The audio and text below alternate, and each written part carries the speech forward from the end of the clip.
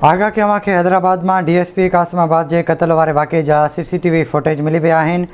Video में DSP की गाड़ी वेझो माण्हुनि में भाज नज़र अची रही है, जॾहिं त वीडियो में नज़र ईंदड़ वाक़े जो वक़्तु ऐं केस में फरियादी पारां ॼाणायल वक़्त में अधु कलाक जो फ़र्क़ु ज़ाहिर कयो वियो आहे। तव्हांखे आगाह कंदा हलूं, केस में फरियादी फायरिंग जो वक़्तु 7:05 ॼाणायो आहे, जॾहिं त वीडियो में वाक़े जो वक़्तु 7:35 नज़र अची रहियो आहे। तफ़सील वठंदासीं हैदराबाद में सीनियर रिपोर्टर इरफान बुगियो खां। इरफान, आगाह कजो।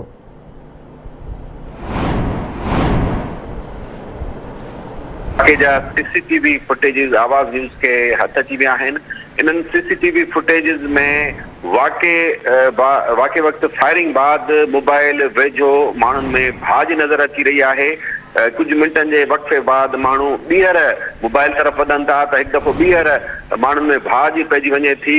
ऐं वीडियो में नज़र ईंदड़ जेको वाक़े जो वक़्तु आहे ऐं FIR में जेको फरियादी वाक़े जो ऐं फायरिंग जो जेको वक़्तु ॼाणायो आहे उन में अधु कलाक जो फ़र्क़ु साम्हूं अची वियो आहे। तव्हांखे ॿुधायूं त केस में फरियादी गुलाम कादिर लगारी फायरिंग जो वक़्तु 7:05 ॼाणायो आहे। उन वधीक ॼाणायो आहे त 7:05 ते मोबाइल में पुठियां वेठल गनमैन आसिफ चांडियो मोबाइल में अॻी सीट ते वेठल DSP फैज़ मोहम्मद दायो मथां SMG राइफल वसीले बस हलायो, जॾहिं त CCTV फुटेजिस में वाक़े जो जेको वक़्तु नज़र अची रहियो आहे उहो 7:35 नज़र अची रहियो आहे, जंहिंमां पुलिस जी पंहिंजे ई हिकिड़े ऑफिसर जे क़त्ल केस जी जांच में नाक़िस कारकर्दगी साम्हूं अची वई आहे ऐं केतिरा सवाल पिणु उथी विया आहिनि। जी ठीक है इरफान, बड़ी मेहरबानी अवां जी तफ़सील खां आगाह करण लाइ।